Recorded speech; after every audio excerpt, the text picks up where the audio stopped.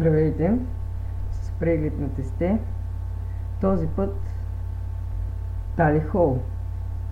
По-специално Viper. Fanback, не са Circleback. Както знаете, Tally Hall Viper имат и Circleback.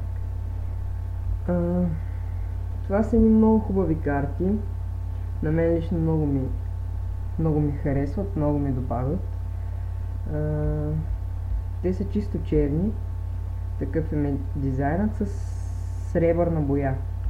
Вижте как са на гърба, как изглеждат. И преди съм ги отварял един-два пъти, като ми дойдоха още. Те ми дойдоха наскоро по спиди. И още като ги отворих, си изумих колко са хубави. Много ми допаднаха, често казвам, тези карти. На кутийката, общо взето, много странен преден дизайн, не знам. Doherty, Tally Hall, Viper, Playing Cards. Ето го. Страни пише The US Play Cards Company, Cincinnati, Ohio. Там адресът на фирмата е. Ако се вижда, надявам се. Отдолу е символът на Illusionist. Има и разкриване на карта Jack of Diamonds. Мисля, че значи е вале Карона, не съм сигурен. И ето го символът на Illusionist, illusionist.com. От другата страна на кутийката пише UV500 Airfall Finish. Не са с Air Cushion Finish, но не са и с Linoid Finish, който е характерен за Tally Hall по принцип стандарт Circleback с Linoid Finish. Made in USA. Направени са в щатите картите. Отгоре пише покер и където тук пише номер, всъщност още едно разкриване на карта на дама купа. Иначе са покер сайз карти. И тук отзад на кутийката можем да видим и дизайнът на самите карти. Нека да отворим кутийката.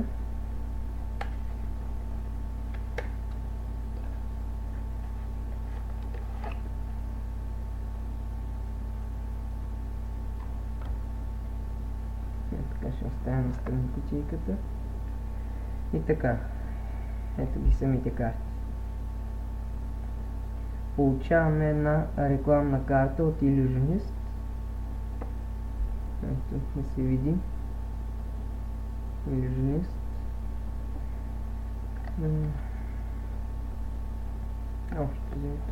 Още една. Пак със знака на Illusionist. Как изглежда една змия. Това е знакът на Illusionist и сайта www.illusionist.com. Може да пазарувате оттам и си закупите някои тесте. Жокерът, някакъв фокусник и каубой, нямам идея. Вижте му, шапката е прекалено голяма за каубойска. Не знам сега как да го покажа. Може да е някакъв дресьор, вижте, държи въже, т.е. държи към шик. Не знам, нямам идея. Тук ще го оставя жокера. Ето го и другия джокер. Както виждате, картите са черни. Не са обикновени бели, да кажем стандарт, като Bicycle Ghost, да кажем Bicycle Riderback. Ето го и Асото Пика. За мен дизайнът е уникален на Асото Пика, не знам, много ми харесва как е направено. Ето ги отзад картите с сребърна боя са направени. Не е просто някаква обикновена бяла боя, не е сребърна и блести много на слънцето. Много ми харесват тези карти, препоръчвам ви ги.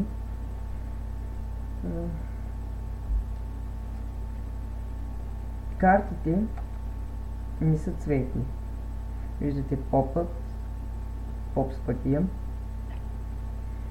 Петицата, знаете, карото трябва да е червено, както и купата. Но вижте, те са направени с такава сребърна боя, т.е. не са цветни, докато при Circle Back са цветни. Но аз си поръчах Fanback. По-ми харесва. Не съм сигурен защо се казва Fanback, но мисля, че е заради ето тези ветрилаци тук. Тези от вас, които знаят английски език, знаят какво означава фен. Картите са много хубави. Този завършик много наподобява Air Cushion финиш. Нека направим едно разстилане. Не съм много добър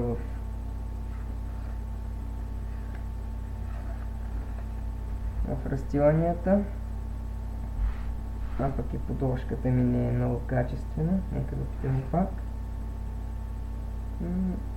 Доволен съм много от покупката, която направих на тези карти. Чакайте да направим едно ветрило. Перфектно.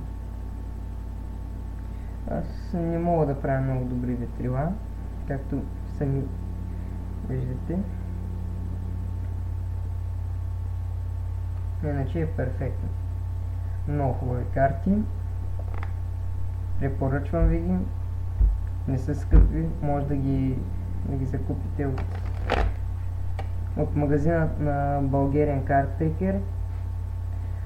Сайт, т.е. www.bulgariancardtricker.com. В описанието ще поставя линк към магазина. Има трикове, карти, тестета.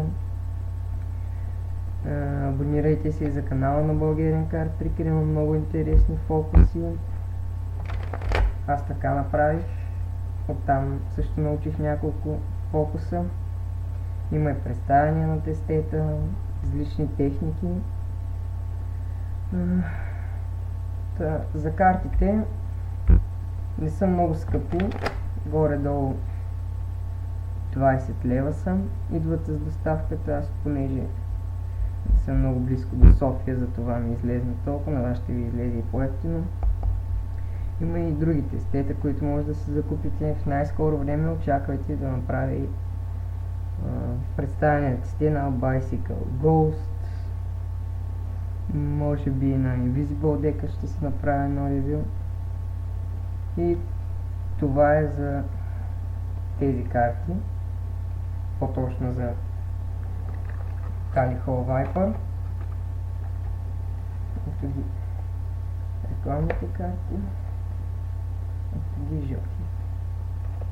Благодаря ви.